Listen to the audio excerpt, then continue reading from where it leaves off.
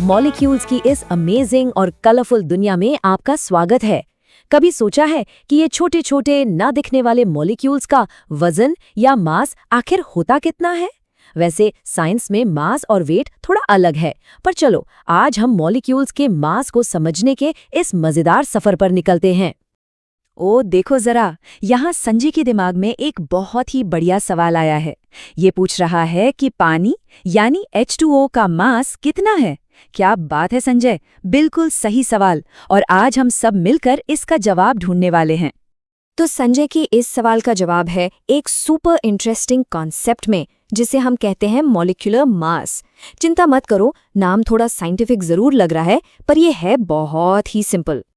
Okay, तो इसका मतलब क्या है? देखो, मॉलिक्यूलर मास का सीधा साधा मतलब है एक मॉलिक्यूल में जितने भी अलग अलग एटम्स हैं ना, उन सब के एटॉमिक मास को बस जोड़ दो। That's it.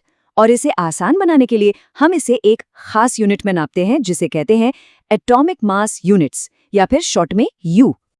और पता है इसको कैलकुलेट करना कितना आसान है? बच्चों का खेल है। बस 2 सिंपल स्टेप्स याद रखने हैं। पहला, मॉलिक्यूल में कौन कौन से एटम्स हैं उन्हें पहचानो, और दूसरा, उन सब के एटॉमिक मास को एक साथ जोड़ दो। हो गया। चलो, थ्योरी बहुत हो गई, अब थोड़ी प्रैक्टिस करते हैं। आखिर प्रैक्टिस से ही तो सब क्लियर होता है। चलिए, संजय के ओरिजिनल सवाल से ही शुरू करते हैं। पानी यानी H2O। तो पहला मिशन, पानी यानी H2O का मॉलिक्यूलर मास निकालना है। रेडी हो सब? चलो शुरू करते हैं। अब देखो, कैलकुलेशन के लिए हमें इनके बिल्डिंग ब्लॉक्स की वैल्यू तो पता होनी चाहिए, है ना? तो यहाँ हाइड्रोजन यानी H का एटॉमिक मास है 1U, और ऑक्सीजन यानी O का एटॉमिक मास है 16U। ये 2 नंबर्स याद रखना। अब स्क्रीन पे ध्यान से देखो, H2O के फॉर्मूला में H के नीचे 2 लिखा है। इसका मतलब है कि यहाँ 2 हाइड्रोजन एटम्स हैं।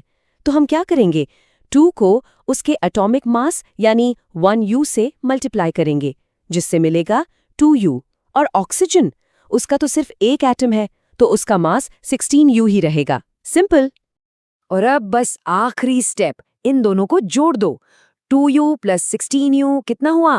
18U। ये लो संजय, मिल गया तुम्हारे सवाल का जवाब। देखा कितना आसान था।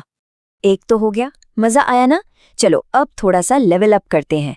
क्या हम थोड़े कॉम्प्लेक्स मॉलिक्यूल जैसे कि नाइट्रिक एसिड यानी HNO3 का मास निकाल सकते हैं? ऑफ कोर्स निकाल सकते हैं। प्रोसेस बिल्कुल सेम टू सेम है। एक हाइड्रोजन का 1U, एक नाइट्रोजन का 14U, और यहाँ 3 ऑक्सीजन एटम्स हैं, तो 3 को 16 से मल्टीप्लाई करेंगे, जिससे मिलेगा 48U। अब बस सबको जोड़ दो। 1 + 14 + 48, टोटल हो गया 63U। सुपर्ब! संजय तो अब एकदम कॉन्फिडेंट लग रहा है। लेकिन रुको, उसके दिमाग में एक और सवाल आ गया।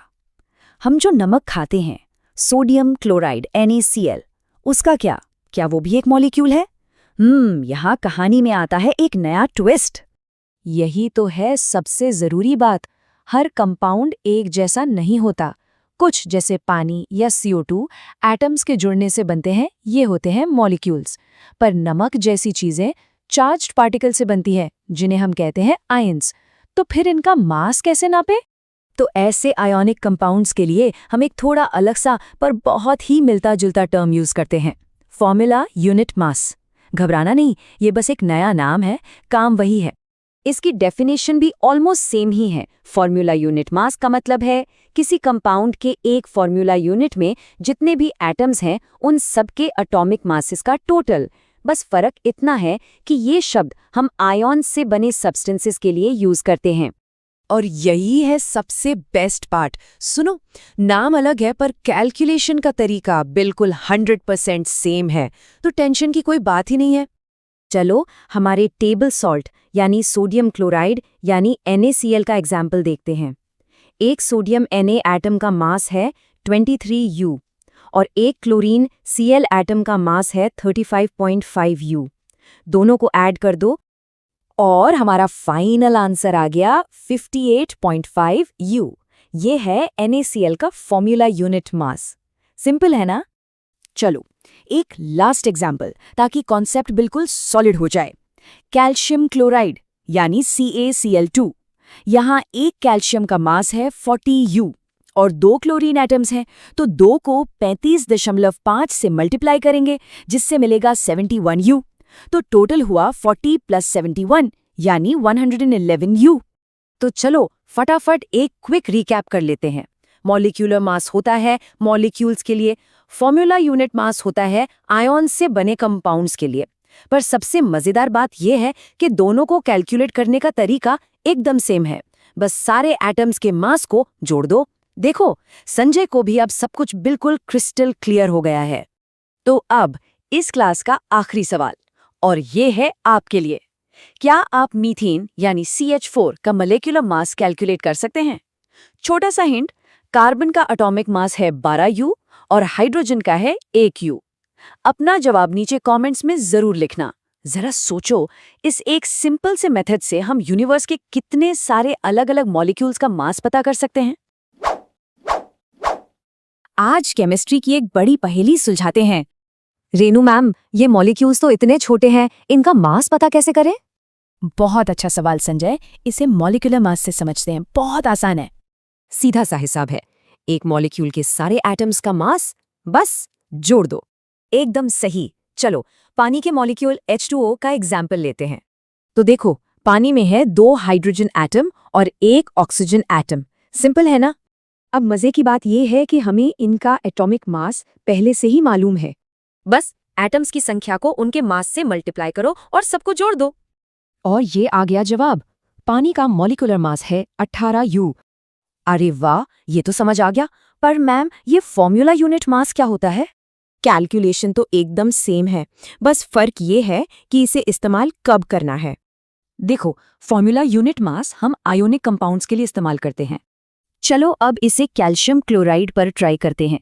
स्टेप्स एकदम वैसे ही हैं। तो यहाँ है एक कैल्शियम एटम और 2 क्लोरीन एटम्स, ठीक है? अगला स्टेप, पीरियोडिक टेबल से इनके एटॉमिक मास देख लेते हैं। अब बस इक्वेशन बनानी है, बिल्कुल पानी वाले एग्जाम्पल की तरह ही। और ये रहा हमारा आंसर। कैल्शियम क्लोराइड का फॉर्मूला यूनिट मास है 111U। तो की टेक अवे ये है, कैलकुलेशन सेम, बस नाम अलग अलग है। तो अब जब कॉन्सेप्ट क्लियर है, तो चलो अब प्रैक्टिस की बारी। इन सब का मास कैलकुलेट करके देखो, पक्का कर लोगे। देखा, मैथ्स की मदद से हम अनदेखी दुनिया को भी समझ सकते हैं। अब अगला क्या?